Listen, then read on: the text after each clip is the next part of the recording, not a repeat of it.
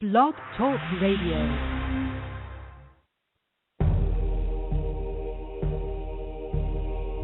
Forbidden archaeology, forgotten history, divination, magic, cryptozoology, UFOs, nature, science, and spirit.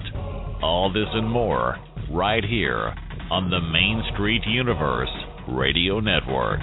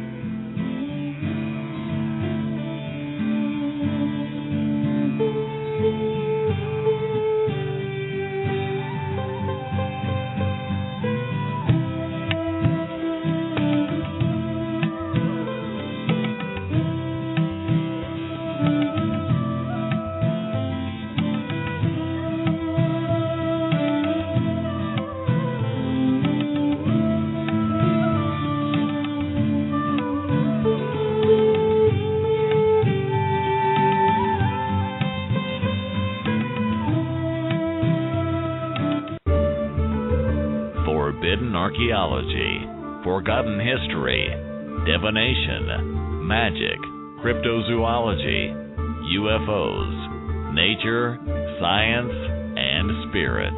All this and more right here on the Main Street Universe Radio Network. All right, everyone, and welcome to Activating Compassion in the Midnight Hour.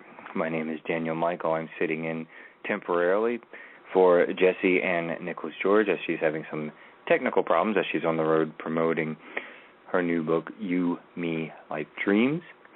And briefly, before we get to our guest, I would like to remind everyone that Main Street Universe is a network of 6 shows at this point, including this one, Activating Compassion in the Midnight Hour.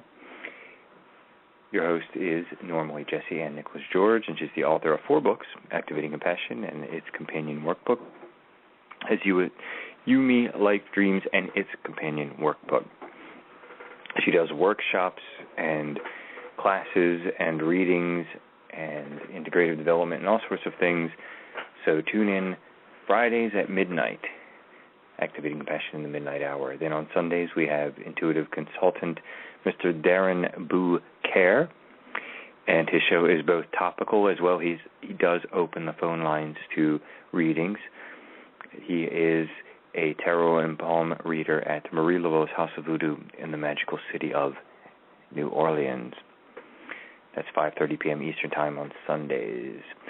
And then on Mondays at 10 p.m. Eastern Time, we have Randy Goldberg with his show Science of Light. And Randy was once recommended as one of the top 5 metaphysical shows on Blog Talk Radio, and the little E sign that us hosts get. So congratulations to Randy on that. And Randy is a Vedic or Eastern astrologer as well as a Western astrologer, and he discusses Jungian archetypes and all sorts of different things. So check it out, 10 p.m. Eastern Time. Then on 10 p.m. Tuesday evenings, Eastern Time again, we have the amazing master herbalist, Miss Susan Weed, with her show Green Magic, Green Medicine. She runs the Wise Woman Center up there in New York. So check it out. It's a half-hour herbal class that she does with us. So it's a shorter show, and it's very much information packed into a half hour. Green Magic, Green Medicine with your hostess, Miss Susan Weed. Then on Wednesdays, we have the flagship show, the one that started it all, myself and Kevin Baird, and now co-hosted with our associate producer, Janice R. White, and that is Main Street Universe. And we have now been on the air for about 4 years. We'll be coming close on the anniversary sometime soon. Janice has been with me now for a couple of those years, and Janice is as well the hostess of the World Reggae Party, which is a show right here in Fairfax, Virginia on sort of terrestrial radio, if you will. Of course, this is internet podcast radio. Then on Thursdays, we have Queen Mother Imaku, and Queen Mother is a Kemetic priestess, reminding people that Egypt is in fact in Africa and not in the Middle East. She does original language prayers as well as Kemetic yoga, all sorts of interesting social issues as well. So check her out when she returns. She's on a brief break, but she'll be returning sometime in the near future. Queen Mother Imaku with her show Renegade Wise Woman Radio.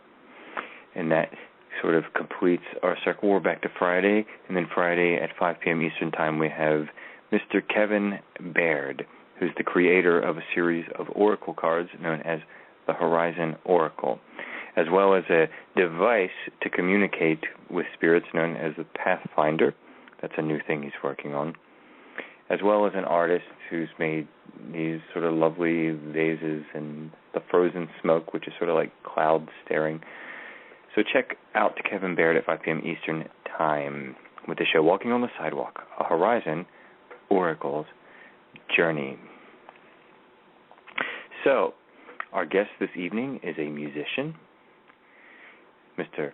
Craig Karolus, who's a New Age musician. I'm sure he does other sorts of music in his history as well. And we had two other great New Age musicians on our Main Street Universe Network before. On Kevin's show, we had Diana Arkenstone. And here on Activating Compassion in the Midnight Hour with Jesse and Nichols George, we had Mr. Stephen Halpburn and a few others. So I'm going to go ahead. I see he's in the queue, and I'm going to go ahead and bring him on. And welcome, Craig, to Activating Compassion. Hi, Danielle. Thank you. It's a pleasure to be here. Absolutely. And I am a musician myself, so we do have that in common. Awesome. It's funny you mentioned Diane and Stephen. I actually met Stephen in New Orleans 2 years ago, and Diane, we're connected on Facebook. We've chatted a few times. Absolutely, and she is so gracious and so friendly and accommodating, and without using the word improperly, she's just so pleasant to talk to. And in our workings with her, she's actually been on Main Street Universe more than once. One time it was for one of our anniversary episodes, and she's just one of the sweetest people to meet and to work with. Awesome. Incredible musician, too. Absolutely. Great atmospheric stuff. We have some of it here on our sound list, and all the songs we do have are all from someone we know. So everything we have, any song you hear, anything you've heard us play, or anybody out there in internet radio land that's heard us play, all come from folks we know, like Kellyanna or Diana Arkenstone, even a few things of my own, a Woven Green, another great sort of kind of a New Age rock band. They're maybe a little rowdier than just New Age, if you know what I mean, but they definitely sort of have that feel to them, and a great singer and great musicians. So a lot of these folks, we do have permission, and we have sort of an interesting music library now on our little show page, our studio page, that's mostly from people that we actually know and have met either in person or on the phone. So we're developing an interesting soundtrack here for our network. Awesome. That's very organic and just happens in real time over these last 4 or 5 years. Perfect. So, Greg, you got your start in Minnesota, up there in the Midwest. Born and raised. And I'm curious, what was your very first, or maybe what you remember as your very first musical introduction? Was it just wandering around singing as a kid? Was it something organized? Was it something in school? I'm curious what got the ball rolling. Actually, growing up as a small child, I can remember visiting my grandma house in Wisconsin near Green Bay, and she had a little electric organ in her basement, and used to just fiddle on that. Basically, that's how I learned basic melodies, just playing that. And at some point, I don't know if my family acquired that organ or if we just ended up getting one, because we had one as well for a while when I was a young child. That was pretty much the start of me playing with music. Obviously, at that time, nothing was serious. Shortly thereafter, joined a high school band and did that all my high school years.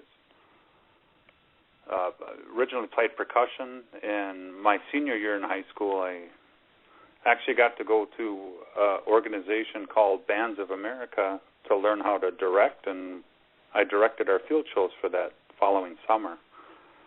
One in St. Petersburg, Florida. Our band at that time did a lot of traveling, and actually had a reputation back then. A very good high school band. So that's basically where I got my start, I guess. So a good program. So you feel like part of it, and it's always nice to have, and I always think it's an interesting topic, to have good mentors, good teachers, and a good program in anything in life. You always remember a great teacher, right? Oh, yes. In fact, my first album called Standing on Top, I actually dedicated that album to my high school band director, Mr. Ray Gove. He was a tremendous mentor. He was also in the Minnesota National Guards, and he directed the Minnesota Guard Band at the same time as doing the high school teaching. Oh, interesting.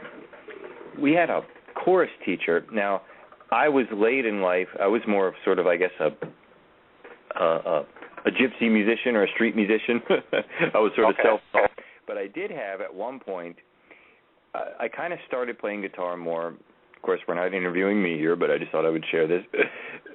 I started playing guitar more in a little after high school, actually. So I was a little bit of a late bloomer to music. I used to sing all the time, and I still sing. But when I started playing the instrument and really taking it more seriously, it was actually after school and all that. But I did have a music theory teacher just as I was starting. I was about 18 years old. And though I have many flaws musically, one of my positives, I guess, is I have a pretty good sense of pitch. And I identified the pitch of a vacuum cleaner, and it was F sharp, so it was kind of a slightly odd one. And he was very impressed. And he's like, and he starts talking to me, and he actually pulled me aside. He's like, I think you have perfect pitch. And he kept doing, like, this test on the piano. And I got it right most of the time. I think I got one of the notes wrong. But I'd only been playing guitar for a few months at that point and learning what the notes were. But I just started associating them with songs, and that's how I would remember them. You know, A is like this song, or F sharp. I think I actually associated with Crazy Train with Ozzy Osbourne, and I said, I think that's F sharp. Dun dun dun dun dun dun. You know, so. But anyway, of the many paths of, you know, there's interesting things about learning independently, but always you remember when you have a really good teacher. And I felt like he was inspirational. And I've had other great mentors as well. But we'll move on from there. We'll say, okay, so after high school, and I saw that it said that the band had traveled a bit, so I guess you gained some more experience. Definitely. What? No, go ahead. After high school, almost right after high school, I joined the military, and obviously didn't do music during that time other than on my own. I actually bought a couple keyboards and just kind of played on my own, taught myself how to play, if you will, as far as keyboards go. Mm-hmm. You know, growing up, I grew up on rock and roll music. I can remember the 8-track tapes of Bay City Rollers and Tommy James and the Shondells. And then in my high school years, I think one of my favorite high school or bands at that time was like Van Halen and that age anyways. Right. But listening to rock music, I never really listened to the song. Some people listen to the lyrics, some people listen to the music. I very rarely listen to the lyrics and always listen to the music. And, certain songs that had synthesized sounds or keyboard sounds are what caught my ear. And sometimes I always wish they would do something a little different. And that's what kind of got me interested in doing my own music. It wasn't until I was after basic training, I went to school in San Antonio, and one weekend I happened to go into a mall there, and there was a kaleidoscope, a red laser at that time, playing to music, and that caught my ear and my eye. I've never seen either one of them before, so I walked up and took a listen and watched the kaleidoscope play to the music and asked the clerk, what is that music? And he said it's called New Age music, and the band happened to be Mannheim Steamroller. I ended up buying that CD that day, listened to it, and I've been hooked on that style of music ever since. Over the years, I didn't really know what I wanted to listen to, and it's up until recently, the last, I'd say 5-10 years, I realized what it was that I was missing back in my younger days. What I really wanted to hear is this style of music. After the military, I joined a rock band with two of my brothers and a good friend of mine, and we played for about 10 years, all cover music, 80s, 70s, 80s, 90s rock. Yeah. And so I kind of put my own thing on hold until we decided to hang that up, and have been doing my own ever since, my own music. And it's such a more satisfying feeling. And, of course, the market keeps changing. The entire music business is different now. I mean, I'm 43. You mentioned 8 tracks. I remember 8 tracks. You didn't really fast forward, rewind. Yeah. The whole thing. But the point is at some point I got to the point where, of course, I don't mind learning cover songs. I'm not all that. I'm not like anti-cover or anything. But when you get into it originally for expression, and then you make it into your own thing, just like the project I'm in now, it like becomes its own little spirit. It becomes its own little life, and you're so happy you created it, and then to see if you can make that thing, go out into the world and grow, and it really has that sort of you against the world feeling without trying to make it too combative. Definitely. And it's so much more satisfying to me to bring that to the world. Though it's fun to play covers, there's nothing wrong with it, but to bring like this new creation, to compare creation to play, I don't think it's that much of a comparison, if you know what I mean. I know exactly what you mean. On my own website, I try to explain what I was thinking about when I wrote a particular song or composition,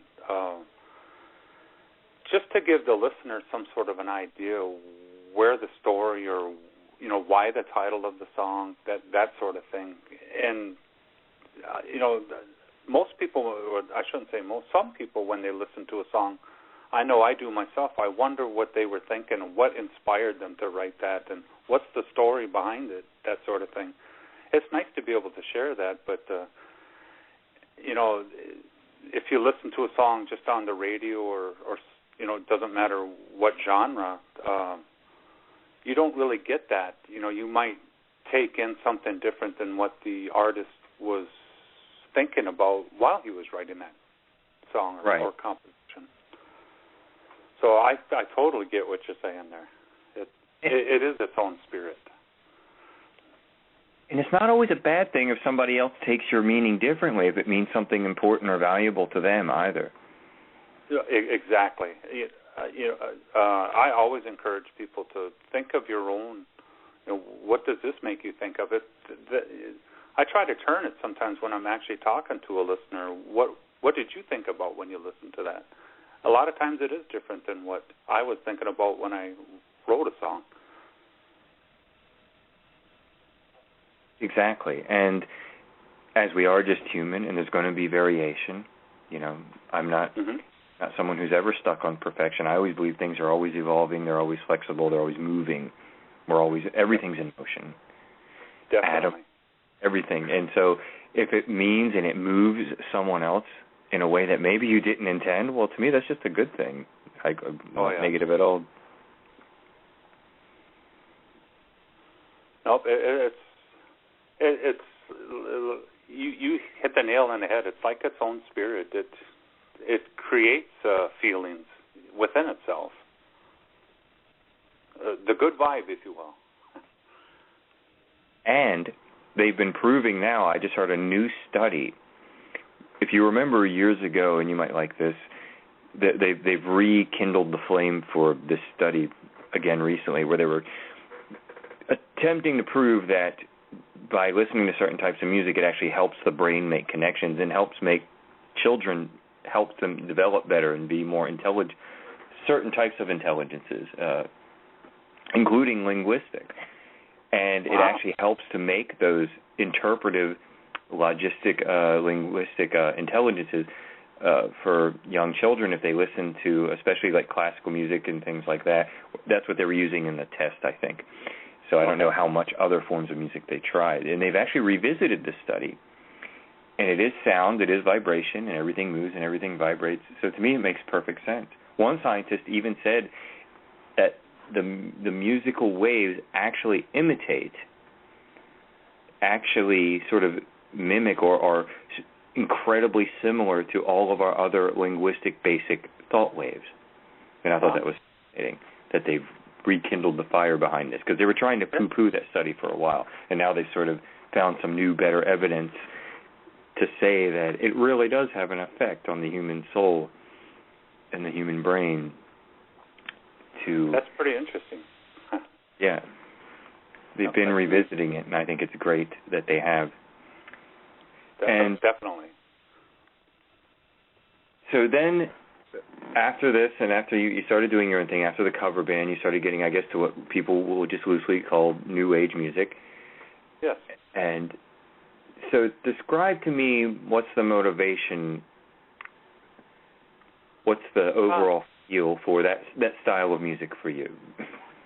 Okay. A lot of it, the first CD I did, which I mentioned a little earlier, called Standing on Top, a lot of that music had been written well before I decided it's time to put a CD together. It was just over the years messing with certain little melodies and things like that. The first track that I actually wrote on that CD is called Far Away, and it's actually, to me, I wouldn't consider it New Age music because it's got electric guitars and drums, things like that in there. It was the first track I had written for the CD and ended up being the last track that I put on the CD because of its nature in sound. Like I said, I don't necessarily consider it New Age, but had to put it on the CD. The second CD I did called Family Values, the story behind that is my father passed away in January of 2011, and in December of 2010 was when I released the first CD. So he obviously heard the CD prior to him passing, but didn't hear it after it was released. And so I decided to do a song for him, kind of like a tribute, and name the song after him. And 2011 was kind of a bad year for my family. We had 3 immediate family deaths in the family, and one close friend, and within a 6-month period's time. And as each one of these occurrences happened, I decided to do a tribute for each of them. And that is what kind of inspired me to create the second CD. From there, I thought, well, this is kind of a family thing happening here. So then I ended up writing a song for my wife. I kind of wrote a song as a recap, which is the last track on that CD. And it was an easy decision to call the CD, Family Values, because to me it was based on my immediate family. And the third CD, called Journey of Divine Instrumentation, took me a while to think of that name. And basically I was trying to come up with an acronym for Jody. One of the tracks on that CD is Jody. I was going to dedicate an entire album to a girl I went to high school with named Jody Husentrut. After high school, she went on to school to become a news anchor. And oh, wow. Some people may or may not have heard her story. She was working in Mason City, Iowa, and one morning while getting into her car was abducted. I believe this was in June of 1995, if I remember correctly, and has not been seen since. Wow. So next summer will be the 20-year anniversary, if you will, of her disappearance. So it's hard to do an entire album about one person, if you will, inspired. So I decided to do the one track but name the album after her, and that's where the acronym came up with, as far as Journey of Divine Instrumentation, to me is an acronym of Jody. Okay. There's also a track on that CD. I've got a twin brother that's a marathon runner, so I did a track for him, which technically could have gone on the second CD as part of a family tribute, but the name of that track is called Marathon Man. Because I spent time in the military, I've still got the military blood in me, if you will. Was the reasonings behind on the third CD of doing the veterans, a tribute to the veterans. I've actually got two tracks on there dedicating to the veterans and the military in general, if you will. So a lot of events that have happened in my life are what inspired me to write, if you will. You know, going back to the first CD, the song I'd mentioned earlier called Far Away, which was kind of a rock song, the name of that track came because I was far away from home. And it just kind of made sense, I guess, if you will. Absolutely. And we actually have, I see in the song bank here, we actually have a copy of that one and some of the other ones you mentioned. I thought we would go ahead and play one of them. Perfect. And this one is Far Away. Since you just led into it, we'll do that one first. Okay. So this is, folks, Greg Karolus, and this song is Far Away. And we'll be back in just a moment or two. You're listening to Activating Compassion in the Midnight Hour, and we're talking to musician Greg Karolus. And here's his song, Far Away.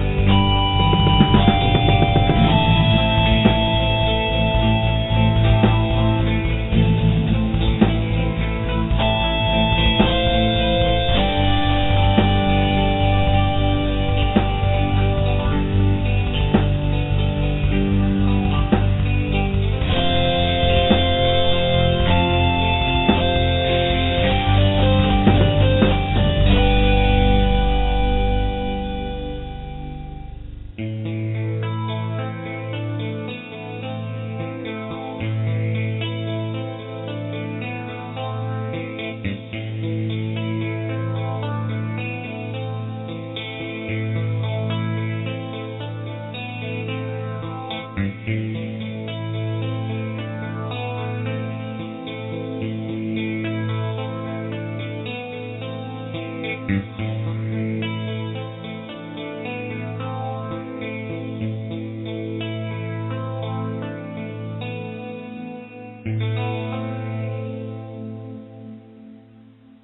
right, everyone, we are back, and that was Craig Karolus, and it was his song Far Away. And welcome back, Craig. Thank you. That's a good tune. And you mentioned many motivations, family values, veterans. And I think it's interesting because people, think New Age music, and again, I'm not trying to put people into positions and labels too much here. I'm just saying, the nature of how people think. And they might sometimes think, they might be mildly surprised that someone who's a, quote, New Age musician would write a song, honoring veterans, as you mentioned before. Not that they necessarily should be, but you know how people's minds work and how people's perceptions are. Yeah. And so I often wonder if you talk about that, if people give you any sort of reaction with a song called Family Values or a song called Veterans. They say, are you a Republican, are you conservative? Or if you are, it still doesn't really matter. But I'm curious if anybody has discussed that with you before. Not so much. I mean, I did do, I don't know if it was an interview with a New Age interviewer, if you will, his name is John P. Olson. He's got a website called the New Age Music World. Mm-hmm. And he had mentioned something about some of the rock tunes. I did a song for my nephew who had passed away, I mentioned on the Family Values album, called Jacob's Tribute, and I almost didn't put that song on there because of it's more rock than it is New Age, and I think that took a lot of people by surprise, but that's probably the only thing I've heard anybody say. I know I myself think back to when I first started looking at marketing my music on the internet. A lot of places that you go to submit your music, they ask, well, who do you sound like? And I always laughed at that because I sound like me. I don't want to sound like somebody else. So, there's so many different genres in the New Age music, and I think most of my music, none of it falls in just one genre. It's all different categories, if you will. So as far as what you're asking for, that's probably the only instance anybody's said anything. But I always think about that instance where somebody might ask you, "Who do you sound like?" And well, it's some of my music might sound space music, some might sound more rock, some sounds more orchestration, that sort of thing. So it's hard to put a place on that. Mhm. And people, it's just human nature, and I've gotten used to it over the years. People like their labels, and it's not always a bad thing. I mean, sometimes it's just human nature to go, okay, here it is, you're presenting me with something, what are my expectations almost, perhaps. But I totally know what you mean, because it happens to everybody that's in the songwriting world. It certainly happens to me. So who do you sound the most like? And it's always an awkward question. You think by now, at one time I just came up with an answer where I just said, semi-acoustic, sometimes hard, psychedelic, holistic, digital, earthy, space rock. And I just, bam, there it is. Just because you get sick of answering the question sometimes. That's pretty good. So you did mention, and now we'll get a little bit more into the song portion of this as well. You mentioned another one called Family Values, and you also mentioned Jacob's Tribute. And we have both of them in our queue here, and I think I'll go next with Family Values, which you did explain earlier before. Some things going on with the family, and maybe any last little explanation of this before I play it? Not so much an explanation other than the song, the track Family Values, which is the title track of the album Family Values, is still my personal favorite song. Out of everything I've done so far, it's still my favorite. Okay. Why? I don't know. I think it's because of just the melody, and there's a little dramatic features in there, if you will. It's again, that song is kind of a recap of the events that happened to my immediate family in 2011, and not all negative. It's some positive things. So the melody of the music kind of changes within the song itself, which you'll hear. Absolutely. And that's interesting when you say it's your favorite, because I've had favorites that weren't always the ones that went over the best when I played it live. Like it wasn't the crowd's favorite, but it was mine. It's just a funny thing. But anyway, this is Family Values by Craig Karolus, and we'll be back in just a moment after this one. Here it goes.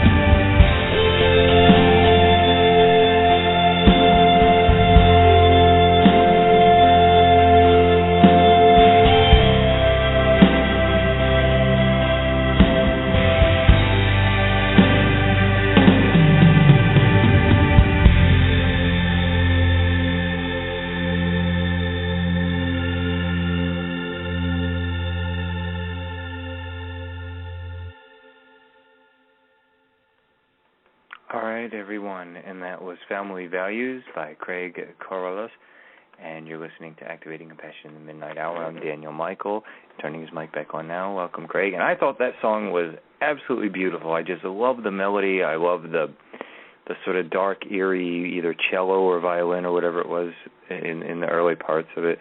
And I just thought that was a great melody, and I agree with you there. Well, thank you. I appreciate that. Yeah, I could definitely it's a theme song to a movie or something, like a real sad part of a movie. I've heard that before. And now I do have a question that some of our listeners might like to know.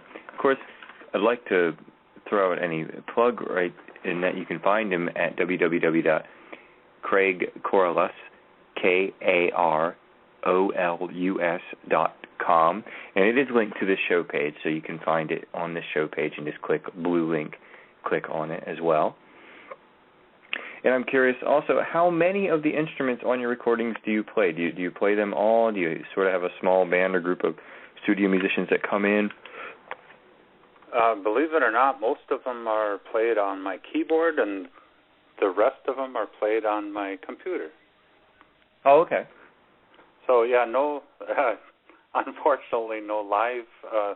You know, you've heard some vocals in there. Even that's all done on software, if you could believe that. I can't. The modern age. So you don't have other pesky musicians to deal with then. No, it's all me. So it's both the good and the bad, right? It can be a lot of fun being in a band, and it can also be one big soap opera. Yeah. Like I said, I did the rock band even with my brothers for 10 years. It could get crazy sometimes, but you know, being a one-man band, the downside of it is, you know, someday I would like to get out, and I currently do not perform live, obviously, but would need to put a band together to do so, and that's something on my bucket list. I think once I get enough material put together that I could put on a good show, would be the next step forward, if you will. And think of it this way. Longtime recording artist Kate Bush just started playing again. Since the 70s, she hasn't played out. I think we're early 80s, and she's been doing like a 22-show little mini tour. I think it's all in London or something like that. And I love Kate Bush. I'm a fan of hers. And great to see her playing live. I would love to go see that show. So it can happen, and her music can be a little dreamy at times as well. Oh yeah, yes indeed. And it is an interesting thing because you can spend so much time in the creation process. And I've definitely done this. And clearly you have, if you're doing this all yourself, that then you think to yourself, okay, taking it out to the world beyond showing them the recordings, what's the best way to do that? You know, getting the right technology, getting the right band, getting a combination of the both. It can be done, but it's not cheap. I mean, music is not a inexpensive hobby/living, depending on what position you're in. That is very true. You know, I'm definitely learning what being classified as an independent musician is all about. I know after my second CD, I actually had a radio promoter approach me and wanted to promote the CD itself, and I thought, oh, this sounds great, you know. But the cost of it was just, I said, no, I ended up doing it myself, and it actually has done quite well, better than I expected. Yeah, you know, I got to put a little plug in. I actually, after the first CD, I had no idea how to market my music, and I bought a book that was written by a pianist named David Navu called How to Market Your Music on the Internet. And it was an easy read, and he pretty much covered everything. And that's how I've gotten my start, getting my music out there. So it takes time. It's a lot of work. It's definitely something that doesn't happen overnight. And that author's name was David Nevue, Nevue. Okay. I may have seen. Yeah, worth checking out. Sure. How to market your music. Again, it was called How to Market Your Music on the Internet. Is the name of the book. I actually met David a couple years ago. He does a lot of touring. He's a full-time musician now, a pianist again. His story is he used to work. He lives in Oregon. He used to work for Syntmatic, the company that makes Norton antivirus, and like most musicians, one day decided to pull the trigger and become a full-time musician. And he started a radio show called Whisperings, which is on 365.com, I believe is the website for the radio show. And when he tours, he does a lot of he gets a lot of the other pianists that to tour with him, and they put shows on in private houses. And 2 years ago, he did a show in St. Paul, Minnesota, with another musician from St. Paul, and there was two pianists from Minnesota and himself that put on the show. Excellent show. But it was an honor to meet the guy whose book I actually read and learned how to get myself started and to get my music out there, if you will. Absolutely. And it's another great thing about the technology of the day, where I had actually given up music for a while, and then I saw, this was right before I was back on the internet, and then, got on Facebook and all that other stuff. Right before I got back on, I remember hearing the song I thought was so pretty, and the lady's name was Jo Dell. I'll throw the name out there. And I just really liked it, and I sent her a message saying, I caught your song right when I started doing music again. And it just felt, I'm not necessarily saying she was the reason or that song was the reason. I was saying, but it just kind of caught, something catches you at the right time. And just felt a little bit inspiring. And she was like, oh, thank you for saying that or whatever. And I think it's so interesting with the technology, just like you were talking about, in the modern era we live in the Internet, as you said, marketing music on the Internet, where you can make these connections and meet people you admire, meet people that have inspired you, and meet people that have helped you, even though it's been from a distance. Early on, I used to go behind the scenes of my website to see where people are actually stopping and visiting from, if you will.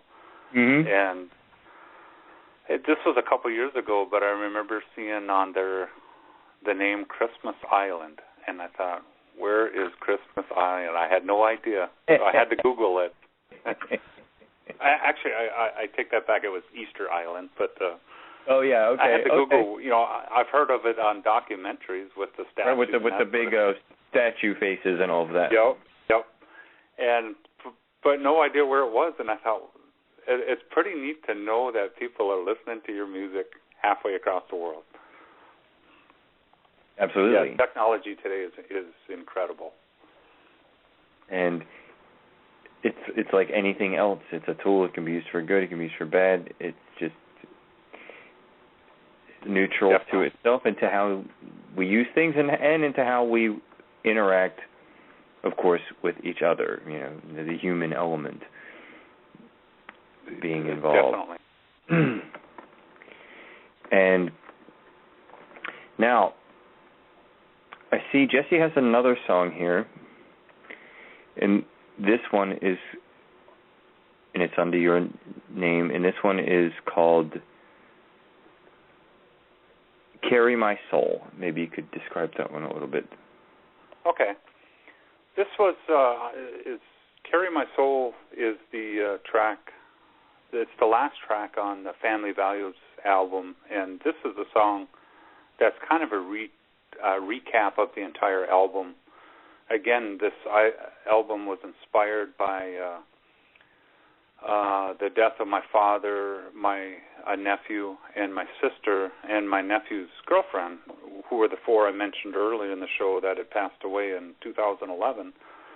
The whole name of the song is Carry My Soul to the Heavens Above. And so, again, the track was just inspired to be a recap of the entire album. Kind of sad, but inspiring at the same time, if you will.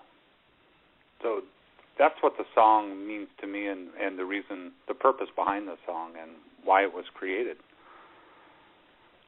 Okay, and I think just because the title grabbed my eye, I think that's the one we'll play next.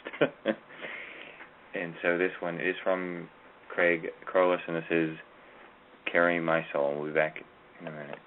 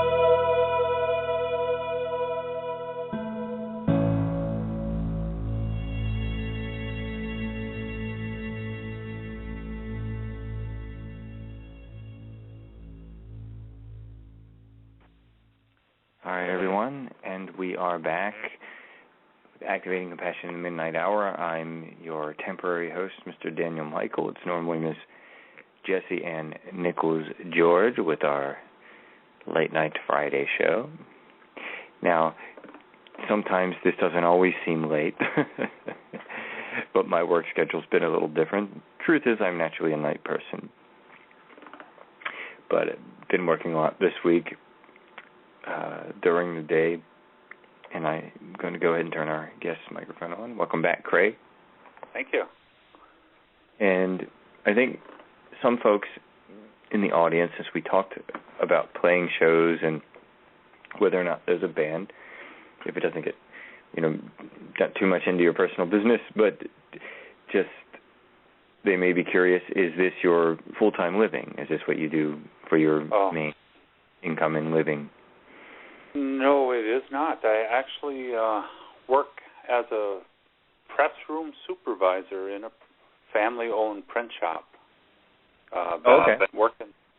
Been working there for in February will be 20 years. Oh, been there a long time then. Yes, definitely. Someday, though,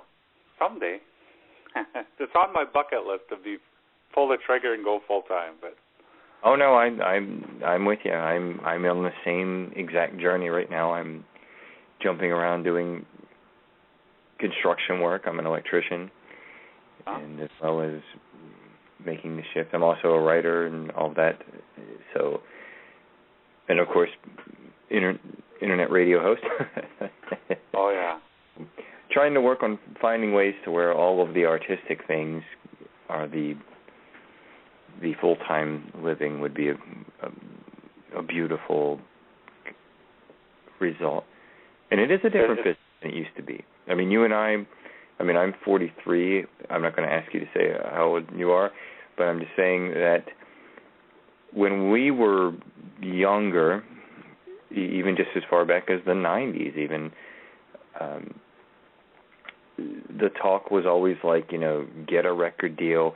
I still remember all the old timers. You just get one hit song, kid, and then you can retire off of that thing. It was always about the big deal and the one song and the one hit, and you could retire off this, and and you can make millions of dollars. I really think it's a much more dramatic, different. Doesn't mean you can't make a living, even a good one, doing it, but it is a different industry than it used to be, than the old model. So we all are little micro entrepreneurs versus waiting for the big break. There's breaks, but it's not exactly the same, if you know what I mean. Oh yeah, definitely. Even with the development of CDs and now MP3s and that, CDs seem to be going away because of the technology of MP3s. New generations, especially the younger generations, MP3, the quality of the sound is not the same as you would get on a CD, but they don't seem to mind too much.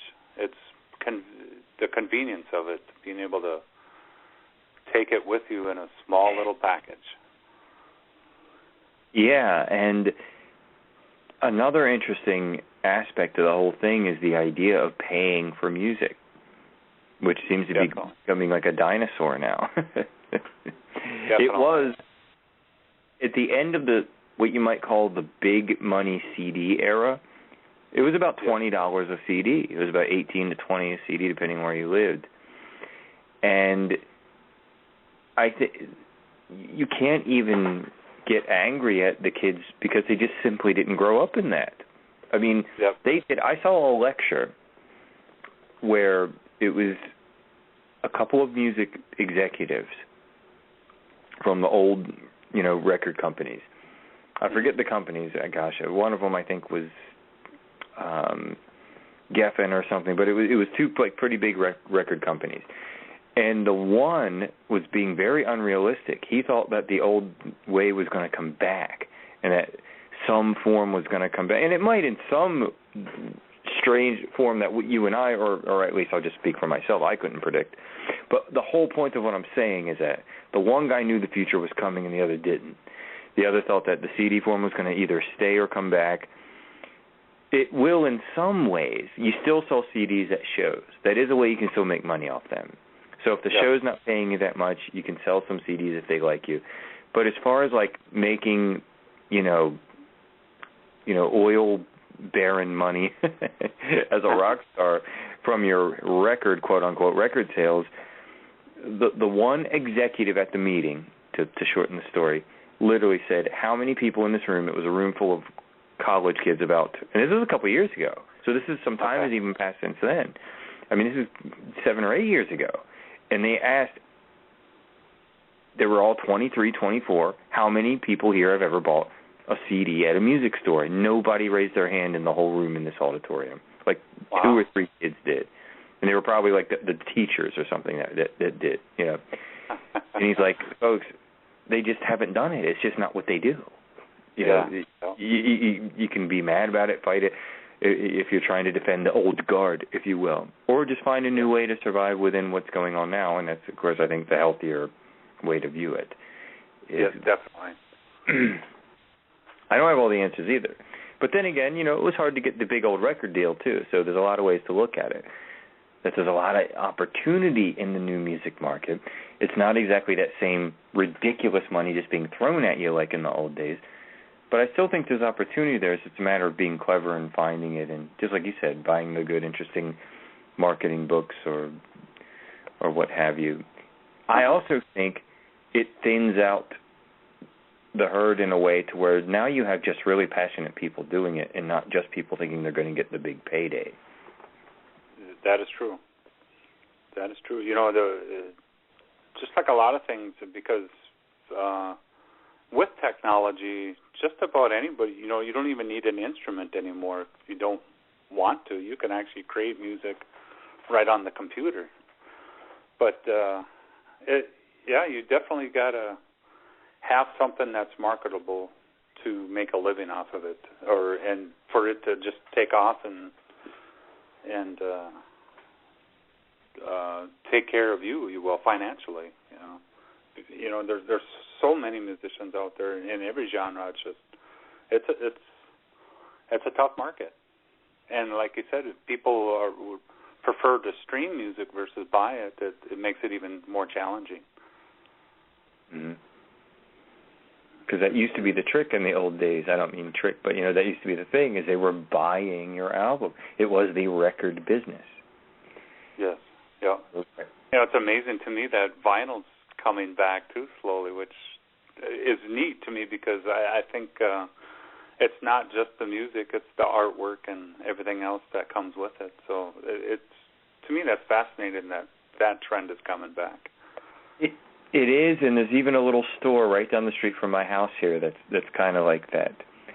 And it's kind of a cult following, if you will. You see like some young college-age kids hanging out with like tattoos and, leather jackets and everything out there.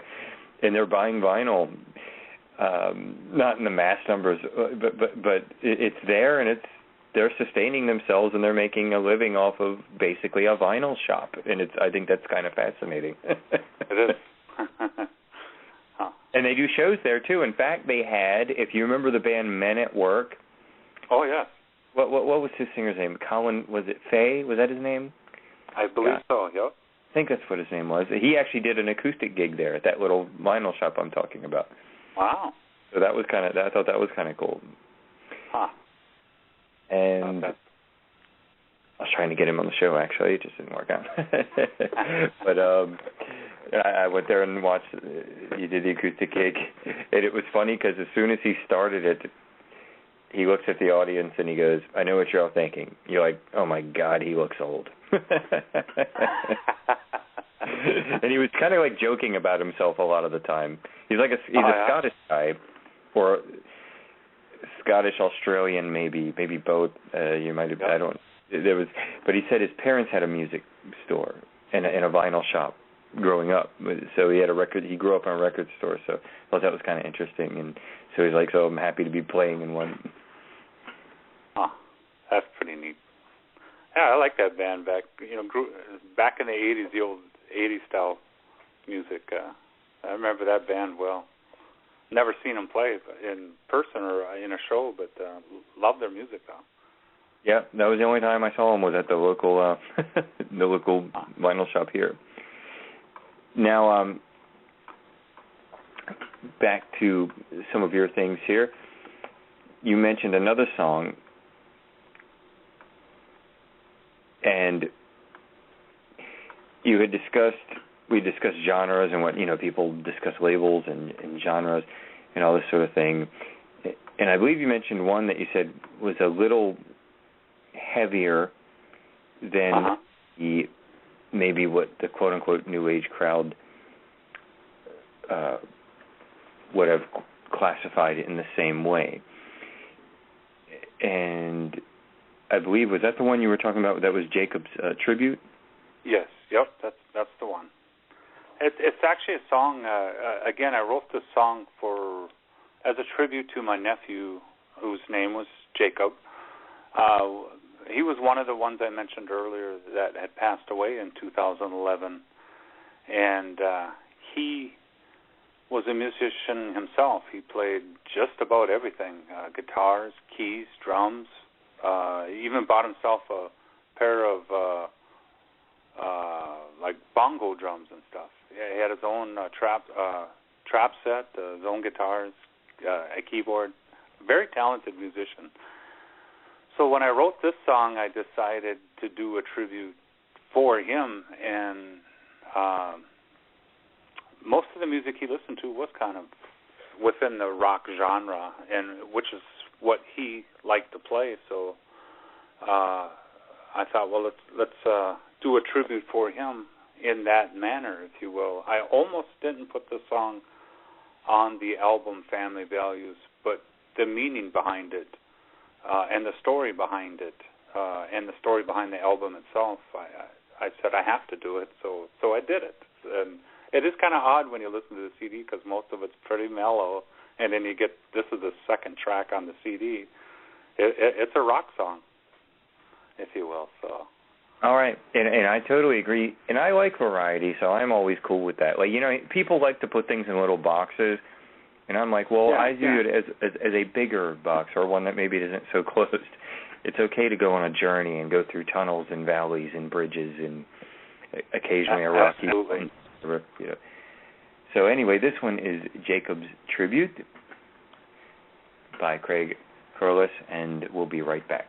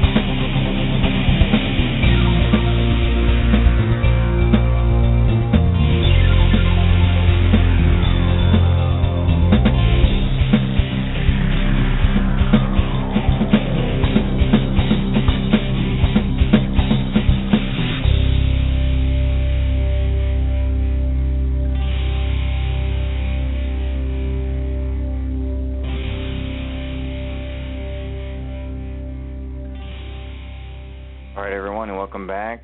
That was Craig Karolus and his song, Jacob's Tribute. I'd like to remind everybody listening to Activating Compassion in the Midnight Hour. The hostess is usually Jesse and Nichols George. I'm sitting in. I'm Daniel Michael, the founder, co-creator of the Main Street Universe radio network, of which Activating Compassion is on. And I'm going to go ahead and turn Craig's microphone back on. And welcome back, Craig. Thank you, Daniel. And definitely I could see that one was a little more upbeat. Oh, yeah. And used a couple of different instrumentations there. I thought it was interesting. There was something that almost sounded like a dark string in there at some point. But from there, what I want to do now is shift from discussing, genres and all that sort of stuff, which are all subjective conversations anyway. Oh, yeah.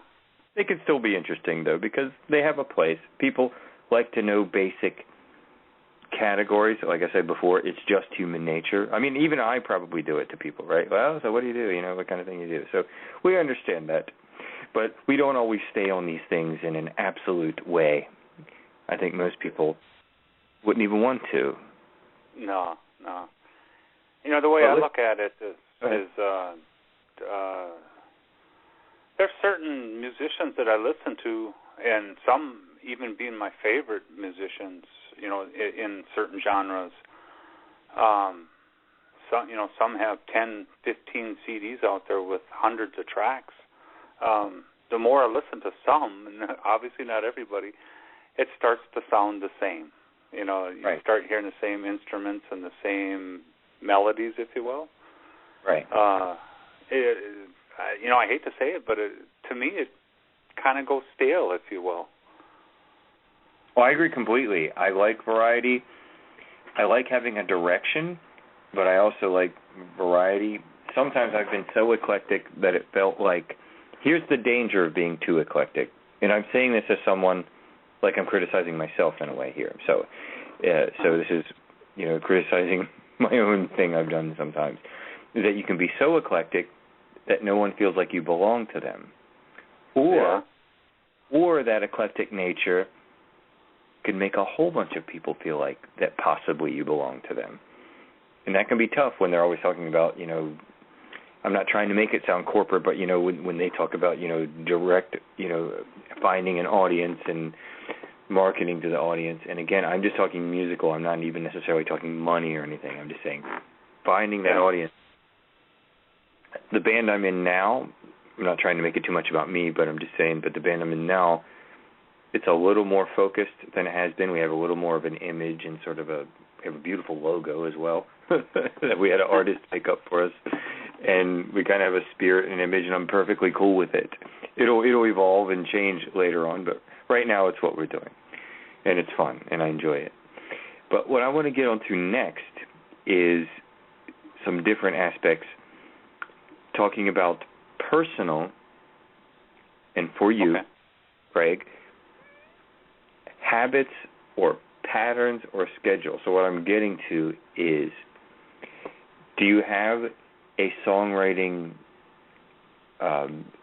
schedule or pattern, or like you hear sometimes writers talk, they wake up and they type for 3 hours and then they go about their day. Do you have anything like that, a ritual, a habit, a pattern, a schedule, anything of that nature?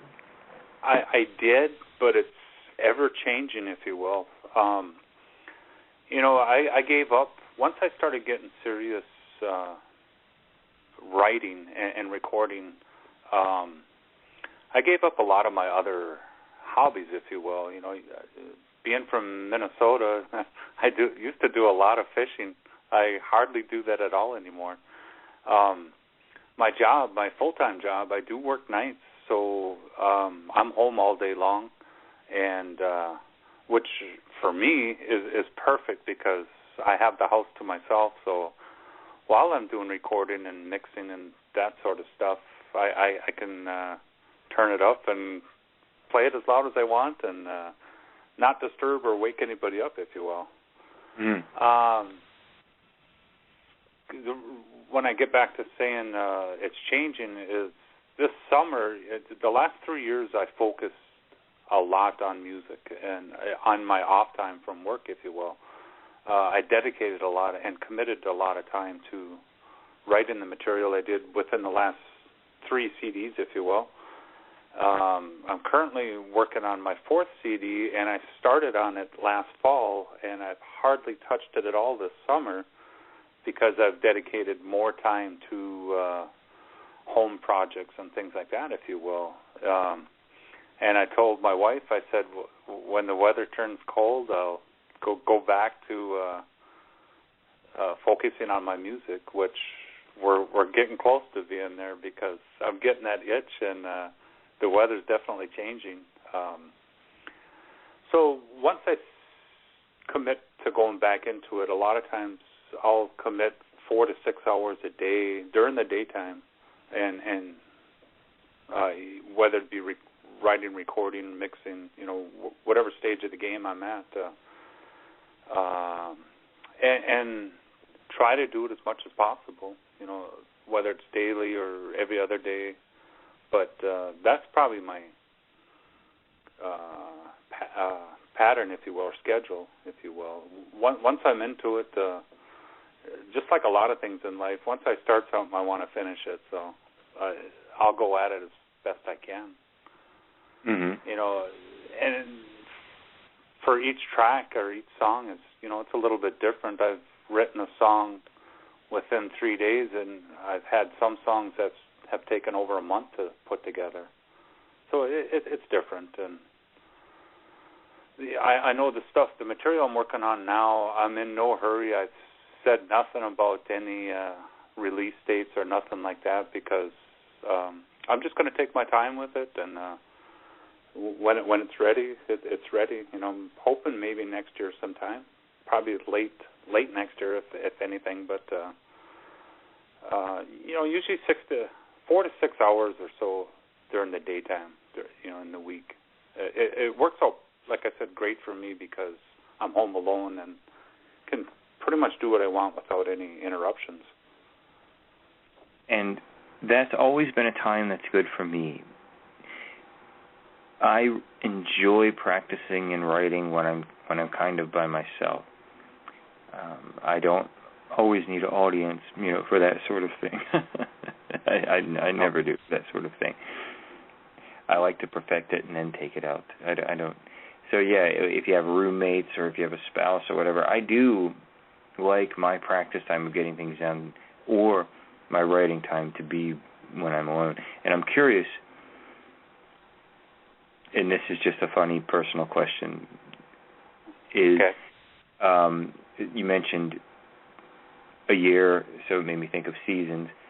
And when you mentioned writing in the winter, I've always felt more inspired when things start to cool down a little bit, like in the autumn or in the winter. I'm wondering if you have a favorite season or one where you feel more creative. Yeah, definitely. Obviously I don't work on summer projects all summer, but I'm an outdoor type of person, and I like to be outside when it's nice outside, just like most people. The older I get, which, by the way, I'm 46, the Minnesota winters are, which you'll hear people from the northern states, a lot of them move south or go south with the wintertime. The cold winters in Minnesota are getting on to me a little bit. I wouldn't mind going to warmer climate, but not doing that right now. There's not much to do in the wintertime outside other than ice fish, snowmobile, whatever outdoor activities you like to do. Or yes, I'm in Virginia. I'm in Northern Virginia. So I'm in a climate that changes often, Maryland and Virginia. I'm from Maryland, so I wasn't, maybe exactly talking about Minnesota winter. So, wintertime is my best time to write. The days are shorter, and it's just nice to be indoors doing something you love to do. Yeah. So I do get most of my work done in the wintertime as far as the music side of things. I have too historically. I've written a lot. I'll start writing more in the fall. I feel like exhausted in like the August hot summer or something, and as soon as it starts to cool off a little bit, it's like I feel like all the cells in me kind of wake up a little bit. I've always been like that. I was born in January, so maybe that's why. I don't know. But anyway, back to another song, and then after the song, we might wrap up this interview. I have a couple to choose from, and I'll have you choose. Okay. There's one here called Entrance. There's Veterans, and there's Aftermath. Which of those three would you maybe like to discuss and then have played? I think the first one you mentioned it's actually called Embrace.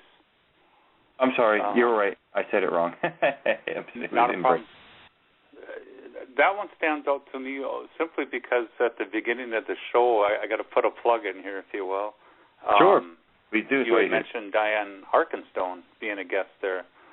Mm-hmm. When I finished the song Embrace, I do my own photography and video stuff, so I create my own videos that I put on YouTube and that sort of thing. And when I did Embrace, I connected to everybody I'm connected to on Facebook and invited them to send me pictures or videos for the song Embrace. And Diane Arkenstone is one of the people that sent me a photo for this video for the song Embrace, if you will. So great. She's so engaged and likes to meet people and is gracious. I truly enjoy her. Definitely down to earth. One of those musicians. I've never met her in person. Would love to. Mm-hmm. So we're going to go ahead and play Embrace, and maybe a little bit of history behind the song. What it was the song about? This is actually the first track of the CD Jody, if you will, and it's just something I kind of put together. The video part of it, if you will, kind of tells the story by itself. I asked everybody to send me a picture of a one word that goes with the word embrace. So, on the video itself, I had the word embrace embedded on the top of the screen, and then whatever word they came up with. So it's just whatever people embrace, if you will. Okay. Which could be anything.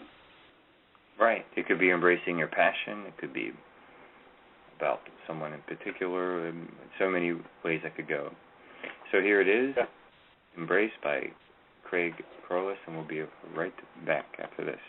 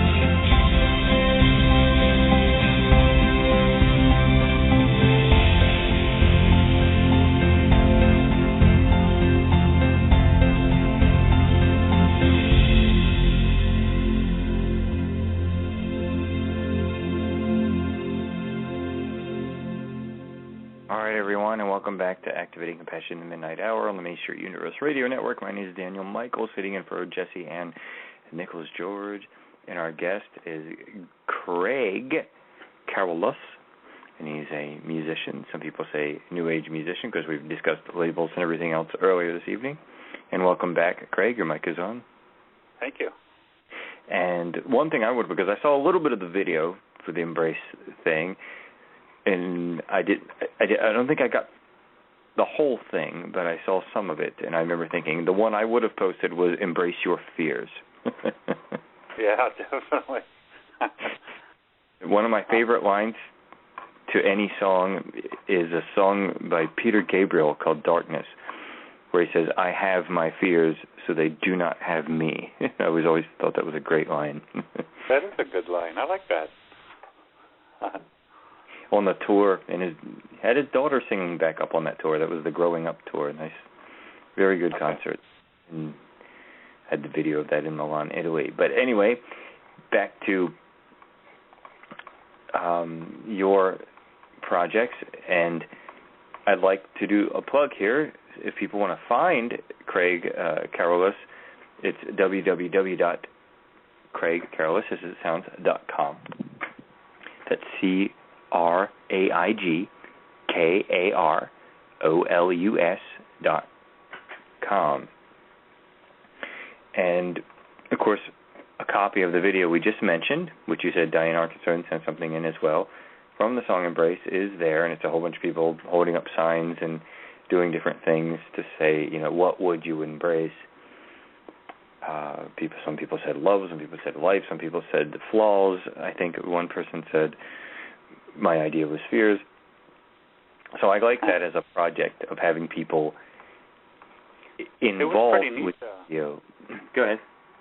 I'm sorry. I got pictures from essentially all over the world for that, which to me, again, with technology, it's just incredible that you can connect with people and put something like that together where, like you had mentioned earlier, back in the 80s and 90s, we could only dream of doing something like that. Oh, yeah. I mean, there's people, I never thought I was ever going to hear from them again, whether they be for better or for worse, ex-girlfriends, whatever. and some of them you're like, wow, you're happy for, and you're like, wow, I would have never talked to her again. And sometimes it works out nicely, And you're just amazed at without trying to sound like, older generation preaching to the kids out there, but it is, if you didn't come from that and if you didn't live in internet age, it does still sometimes fascinate you, even though I've gotten used to it and I do an online radio show and, everything else, so I'm used to all this interconnecting all the time. But it is, if you sit back and think of it, and you think of the connectivity, and you think of the possibility of unity, and if you already have a philosophy, as I do, of that all things are united anyway and not separate anyway. Yeah. That it is an amazing thing that we're just sort of falling into what we already are. We already are physically connected. Every atom is connected to every other atom. Every electron scientifically moves because the other ones move. They rely on the movement of the other ones, as they say. But I couldn't agree more.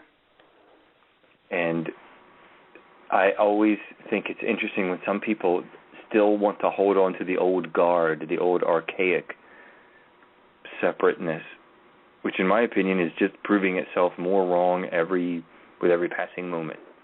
Yeah. So I think what we're going to do is we'll pick one more, Craig, and then sort of call it an evening. It's been a very nice conversation with you this evening. It's been a pleasure being here, Daniel. And I see a couple titles here. One is one we talked about, the Veterans one. The other one is Aftermath, and the other one that I see remaining is One Dance. And I'm wondering which one of those three you might want to pick and talk about, and then we'll play. Let's do the Veterans tribute. Again, because of my military background, it's to honor all veterans, and that was the whole purpose of putting this track together. Again, doing the photography stuff. Veterans is actually the song I wrote for Memorial Day, if you will. So to pay homage to those who have fallen, where Veterans Reprise, which is another track on the same album, is in honor of all veterans, both active duty and those who have served, those living and those who passed on. But Veterans itself is paying homage to those who have fallen, if you will. And it strikes a chord here because I live in the Northern Virginia, D.C. area, and of course we have Arlington National Cemetery very close by. And I've been there. It's a pretty amazing place. And the video I put together is from a vacation, if you will, a trip out to Maryland, and we did go through Arlington, and I had my camera with me and did filming. So the video for the song is filmed, most of it's filmed at Arlington Cemetery. Oh, okay. And I thought they had some pretty cool, like, Greco-Roman structures on top of everything else. It was an interesting place. It was definitely an emotional place, and we were there, visiting with people that were visiting some falling friends and family. So it strikes a chord. And before we go, again, I want to say, because we'll exit with this song, Veterans. We're talking to Craig Karolus, and www.craigkarolus.com, KAROLUS.com. And thank you so much for joining us again, Craig. Thank you. It's been a pleasure being here. And Jesse messaged me on Facebook and said, well, she promises we'll have another interview sometime in the reasonable near future. And she had some technical difficulties. And this is Activating Compassion Midnight Hour. Our guest, Craig Karolus. And here is his song. It's called Veterans. Thank you all, and have a great evening. And remember, you're listening to Main Street Universe Radio Network, the network reminding you that the mysteries and possibilities of the universe are closer to Main Street than you may have ever imagined. Have a good evening.